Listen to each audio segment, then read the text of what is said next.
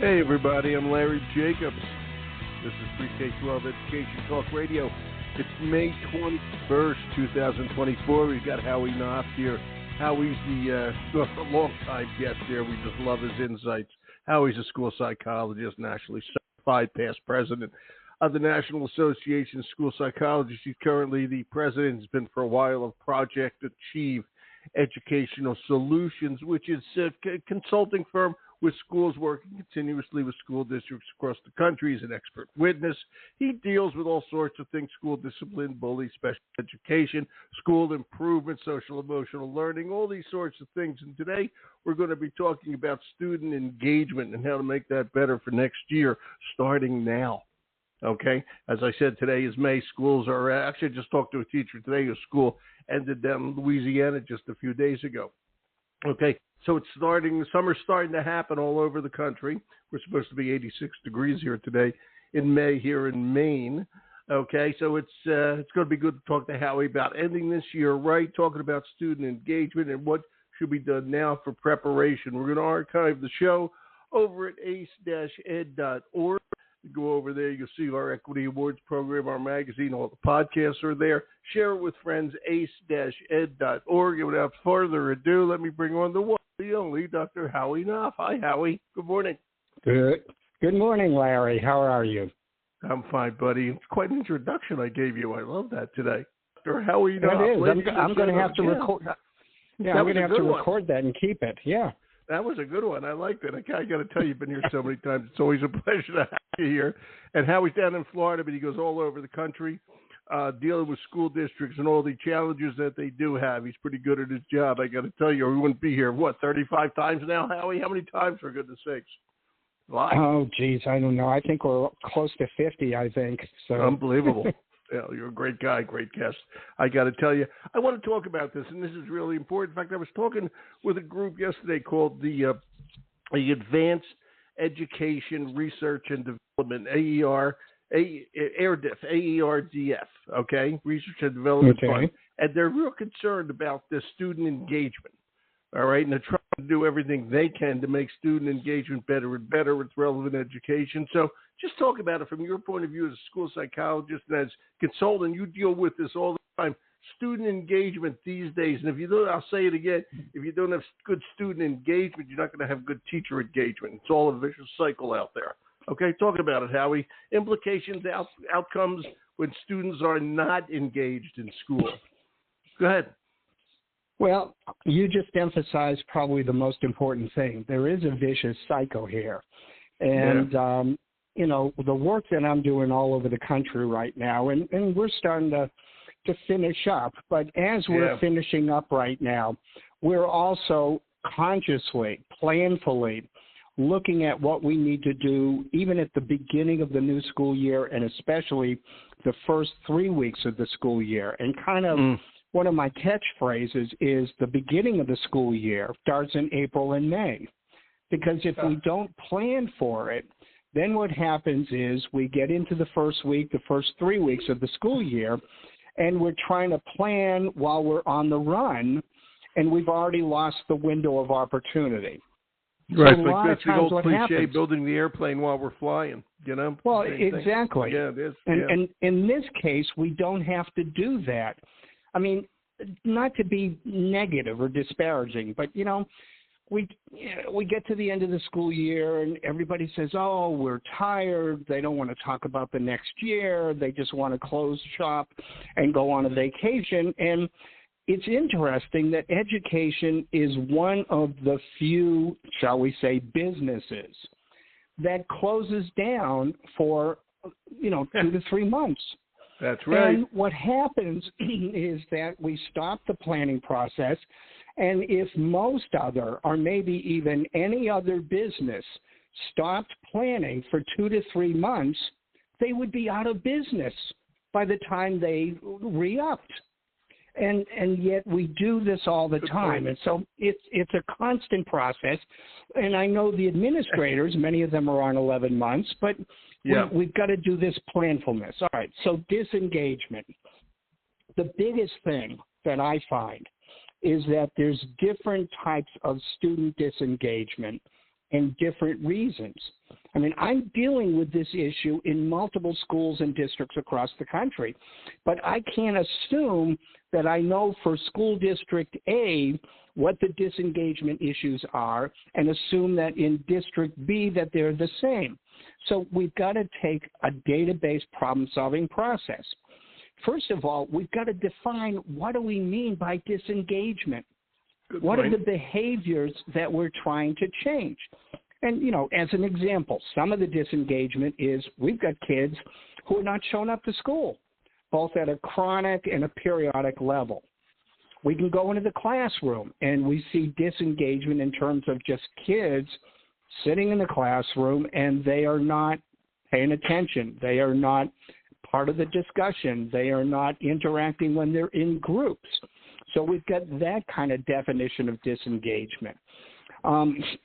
We've got disengagement that's maybe a little bit more, quote, active in the sense that we've got kids that actively don't, or if you will, defiantly don't listen to administrators or to teachers or much less to peers. And that's, again, another kind of disengagement. So the first issue is we've got to define in our school, in our district, what are the behaviors of disengagement, because ultimately those behaviors become the targets of intervention. So let me stop right there. Does this make sense? Okay, I thought you were going to continue right there. That's why I hesitated for a second. I love what you said about summer. We all talk about summer being a death time for kids, but it's also a death time for educators as well. We tend to shut off. And what you said before, you know, when no profession shuts down, okay, for 2 months a year. All right, it's a very unusual aspect of education. We got to make sure that we are prepared, all right, for what's going to hit literally like an onrushing tide come August or September when we go back to school. It's just that simple, okay? And we've just got to make sure that we do it and look at and you made a good point. Every school district is different, okay? Kids are disengaged for different reasons at different times, all right? And again, post-pandemic, it's worse than ever, but that's the generic, okay? But it's happening for all sorts of reasons in all sorts of places, and we have to really look at that and make sure it happens. What do you suggest people do now to make things better for later? Go ahead, Howie. And you just hit on the next, if this is sequential, the next step. I'm not that bright. It was accidental. Yeah, go ahead. The next step is we've got to figure out why are the kids disengaged? Because ultimately the, quote, intervention has got to be directed at the root cause. So some of the typical root causes, okay, sometimes we've got kids where the academic gaps that they have are so large that they feel like they can't crawl out of the crevice, and so they become disengaged. They just give up. They stop trying. Okay, we've got kids in terms of teasing, taunting, bullying, and harassment that are being teased, that are being disengaged because of that teasing and that taunting. Because why would I want to show up to school if I'm getting all of this negative stuff thrown at me? Right. We've got the relationship. Sometimes we've got teachers and students that there's really not a relationship. It's just business. I mean, you come in, I teach, you listen, we learn, and there's no there's no engagement in the relationship, and some students get really they get turned off about that. Okay? I don't blame them. Sometimes we've got kids who are, quote, disengaged, and this is more of a symptom, but they're disengaged because there's stuff going on at home. They're more concerned about having to take care of their siblings while their parents are working. Or maybe they've lost a parent because of the pandemic. Or maybe, just living in poverty, they're on a survival mode, and in the context of life, school is just not that important. So, that's another root cause. But the generic point is that if we don't identify, and very rarely is there in a school or a district only one root cause relative to the kids' disengagement. We've got to figure out the high-hit reasons and then, again, address them through intervention. But my last point, and then I'll take a quick pause, is that, all right, so what do we do? All right, and again, I'm not being disrespectful here. All right, there are some schools that are done for the year, but a lot of the schools are still in session. I know that some of the high schools, the kids are taking finals, and then, that maybe that's it. But a lot of schools, the last couple weeks of the school year, let's just say even just the school districts that are going into mid-June, the last couple of weeks of the school year, after the national and the proficiency and the state assessments, after the final exams, the kids are still there, and honestly, there's not a whole lot of instruction going on. That's right. I remember that all too well. Sure. The teachers are hard-pressed on what do I do.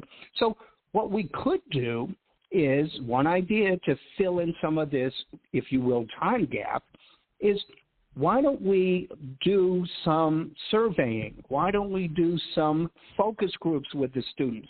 Why don't we sit down at the middle and the high school with our student leaders and say, all right, what do you think would be some great things to help our transition kids coming into the school, our sixth graders coming in to seventh grade, or the fifth graders coming into sixth grade, the eighth graders coming into the high school? What are some things, student leaders, that you would like to do to help your peers to feel more comfortable, to build the relationships, to feel that this is a welcoming place? So we could use some of this time now at the end of the school year in a directed way, staff, administrators, as well as students, to figure out maybe some of these root causes, but also connected, what are some of the solutions that will address the root causes that we can begin maybe as we ramp up to the couple of days before the school year starts, and then when the school year actually does start. Hey, Howie, you brought up an interesting point that I was thinking about. Those last few weeks, everybody's kind of doled out a little bit. But you said, take a survey, et cetera. But nobody's ever thought, does anybody bring your new kids? In other words, send the kids to their new teachers for the last week or so and give them a chance to get to know each other for the last week. It would be kind of fun to do that for both the kids and the teachers. Now, of course, you got seniors, okay? But aside from the seniors, everybody else is moving up a little bit, okay? Yeah. And it would be a much more exciting to get to know people over a week and a half, okay? And to get them a little bit excited about what's going on, et cetera. I mean, we got to really rethink this, and that's actually one of the things that I was talking about. We tend to do things the same way we've done them for the last 60 years, okay? But at some point, we've got to think of a new way to do it. We just got to make it a little more exciting at the end of the year for everybody. Right. Okay? It's just that. When you go in, I got to ask you this. Again, you work with school districts all over the place. You go in, you talk about these things at the end of the year, okay, or for the end of the year. Okay? What's the reaction from teachers and administrators? We're doing it here, but we don't see anybody's reaction. When you're there, what do you hear and what are you seeing? Yeah. Well, I mean, the good news for me is usually I'm there either, on a grant or on, a contract where this is part of the contract. I don't do one-shot deals. Every once in a while, I'll come in, I'll do a presentation or an in-service, but that is incredibly rare. When I'm going in with school districts, we're identifying, specifically, what are the goals of the consultation? What do we need to do? How are we going to measure it? And then I'm gauging before I take the contract whether or not I've got the staff buy-in and the motivation to accomplish the things that they're wanting me to accomplish. Yeah. So, a lot of times, Larry, actually, we're talking about engagement. Yeah, that's funny the way you say that. We're talking about the exact same thing we're talking about with teachers that we are with students. Because if I go in as a consultant and the teachers, administrators, students, and all parents are not engaged in what I am doing, then on one level, I'm not going to succeed, but more importantly, they're not going to succeed. Why would they bring me in and expend the time and the effort and all of the coordination and arrangements if we don't have a high probability of success? So one of the things that I'm always doing is, again, I'm collecting information and data. But let me, again, bring this down to the engagement issue. So the root cause analysis, part of the problem analysis, let me very quickly summarize it. Here's some things that teachers could do very specifically between now and the end of the year, and administrators. Please do. It's going to summarize in the acronym RIOTS. Okay. All right. So RIOTS. All right. R is review the data and do sometimes what is called relationship mapping. Okay. So we've got to look at the data of engagement and disengagement. What students are disengaged? Are there themes? Are there certain groups of students? Or is it just a bunch of individual students? Relationship mapping. Asking the teachers, if you had a list of the kids and all the teachers, were sitting and looking at the list of the kids, does every student in the school have at least one staff person, not necessarily a teacher, it could be a teacher, but does every student in the school have at least one staff person that is reasonably, if not absolutely, close to them, that there is a positive relationship? And then you can look at the kids where there's no staff that really even know that the student is kind of like a lone wolf. All right, I, interview. Okay, so we can interview students. We can do focus groups. We can interview staff. We could do focus groups, all right, collecting information by those kind of, if you will, formal discussions. Oh, observations. Okay, I mean, one of the best places to do an observation is out in your common areas of the school, watching the kids when they're in PE, out for the little ones in the recess, and look at their engagement and, again, their interactions. The T is talk to the students. I mean, we could do, some interviews, if you will, by talking to the students in classes.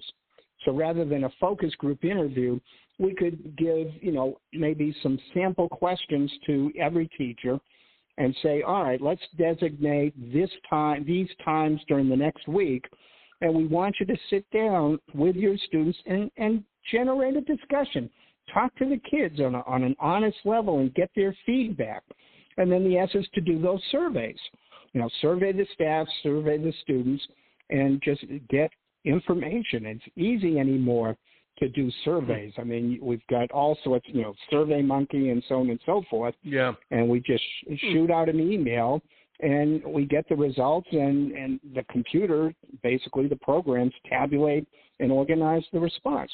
But again, the point of this part of your and my discussion is, let's collect the information. Let's get the data. That's what we're doing. There are these, if you will, 5 sources of collecting the information, and it doesn't have to be that difficult. Was there an S? Did you say riots? What's the S? Yeah, the S is survey. So survey. Review the data, interview, do focus groups, observe out in the common areas as an example, talk to the students in classes, and survey the students. It's good. Who should do that? And I'm asking it this way. We're talking about end of school year, okay? Who you want, the current teacher or the current educator or the current who do you want to do this, or the next years? I mean, this is really an interesting subject because we have to get ready for next year. Right. Okay, we don't just have to wind, and this is the whole point of this. We don't have to wind down this year. Instead of just winding down, doing nothing, which, by the way, I have incredible memories of. Okay, we should be getting ready for next year. And I know everybody's beat up at the end of the year, believe me. But the point is, this kind of invigorates you. All right? Yeah. Before you leave, you're all of a sudden meeting and dealing with new things. All right? And it tends to work. When you go in there with these ideas, who do you want to get this information? Who do you want to do the information? Howie. Honestly, for me, if I've been working with a school or a district for, a fair amount of time, and again, a lot of times I'm with 5-year grants, so we build the infrastructure. Right. I mean, whether it's functional or in name, but it may not exist, okay? I'm looking for, whatever you call it, the school climate committee that usually is working with, SEL, social emotional learning, working in terms of school discipline, classroom management, student self-management. So, I mean, I'm looking, is there a committee in the school that is kind of a school climate or a social emotional learning committee? I'm going to stop you right there. Is it, when you go into a school, is there usually something like that? It depends. Honestly, I can't predict it. Well, of course I could not. say, I'm just talking anecdotally from what school districts you worked in. I mean, honestly, maybe 50% of the time. Yeah. But a lot of times it's an informal collection of teachers that are just interested in that area. But you take what you can get. I mean, if I'm going in on a consult to help them with their engagement, I'm probably not going to spend a lot of time creating a bunch of committees or creating even one committee. But, but for me, on a year-to-year basis, I've already established in the first year, if it's a multi-year you have a cold. Do you have a cold? Do you have a cold? It's just there's a lot of construction down here and things like that. So anyway. Yeah, because you're coughing. You never do that. Yeah, I know. But I mean, a lot of times in the first year when I'm working, like for example, in a 5-year grant, I'm creating. We're establishing like a school climate committee, and then that committee has kind of an annual rotation of activities. And one of the big activities when we get to April and May is to do what we're talking about here, is to take stock of, how did we do this year? How many kids did we get engaged and re-engaged? How many kids do we need to still focus on? And, and we do the planning right now. So, but, if I walked in right now to a school, a brand new school, and they said, all right, we want to work on the engagement, I would say, all right, let's figure out right now who are the best people or the most interested people.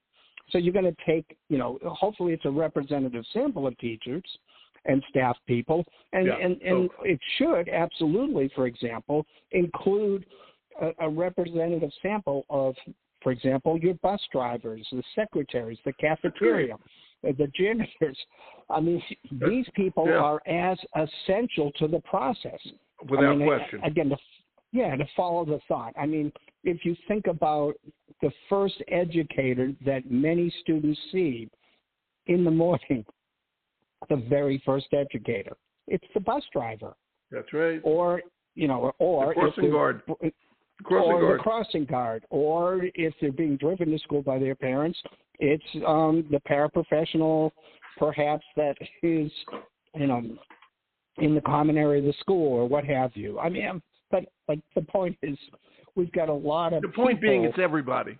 Everybody's involved. It is. It's everybody. Yeah. And so, and especially the support staff, sometimes they don't feel engaged in the school. So when we engage them on behalf of engaging the kids, then they're then engaged and feel like they're contributing to the school at a different level. So it's that vicious cycle, but it's a positive. It's a positive vicious cycle, if you will. Well, let's just call it a positive cycle. Then it's not a vicious cycle. It's a good cycle. Yeah. Okay. It's a bicycle. Yeah. Okay. It's a cycle. Okay. We'll just call it a cycle. Yeah. But you got to do it, and you got to get into the habit of doing it. And I got to tell you, I just want to go back to what you said at the beginning. It just keeps bugging me. Is that we use the last 2 weeks. I'll say the last 2 weeks of school, and we waste them. And then we get into the summertime slog where we forget everything, okay? And all of a sudden the new year starts and we go back and we got to do more. And I believe that this is something that this falls on administrators, okay? They have to rethink the way school ends. And I know they have to deal with unions and all that, but teachers, okay, are very, very, they want to be excited and engaged, all right, as do administrators, as do kids. Right. And if you and what you're saying, I mean, I love what you're saying here. If you build that engagement and your resources and you run through your riots anagram, okay, you're going to have a much better start and a much more exciting start. Right. Okay. The summertime slump doesn't have to be. It's just a summertime vacation, and then you come back and you're raring to go because you've already got a foothold. It's kind of like invading Normandy Beach. You got a foothold on the beach. Okay? You're not going to conquer it in 1 minute. Yeah. Exactly. And, and again, to reiterate and again make it concrete. I mean, I really believe that schools, the staff in the school should not go on, quote, vacation until they have mapped out what is going to happen the first 3 weeks of the new school year. That's a great point. That's great. Okay? Part of that is that too often school year starts and people get right into the academics. Okay? And they don't review with the kids. They don't review with the kids the expectations. They don't teach the kids and do walkthroughs on, hallway, bathroom, buses, playground, cafeteria. They don't build teams of kids. I mean, you always have new kids that come into school, and again, the teachers should know who are the new kids to the district, but you've also got, again, the rising 6th graders, the rising 9th graders.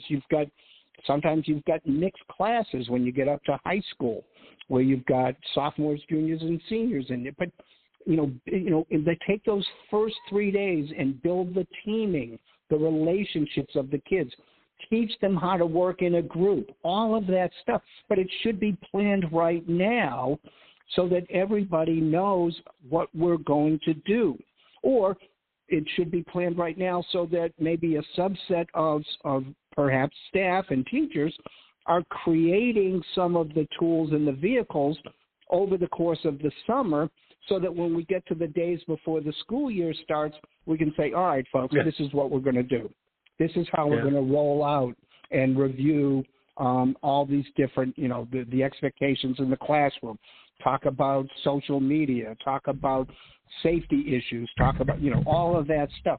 It should be mapped out before we leave, and it shouldn't be mapped out only by the administrators.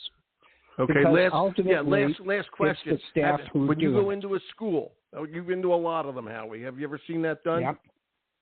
Yeah, we do it all the time. Great. Yeah. Great. And everybody's happier, right? Everybody's happier.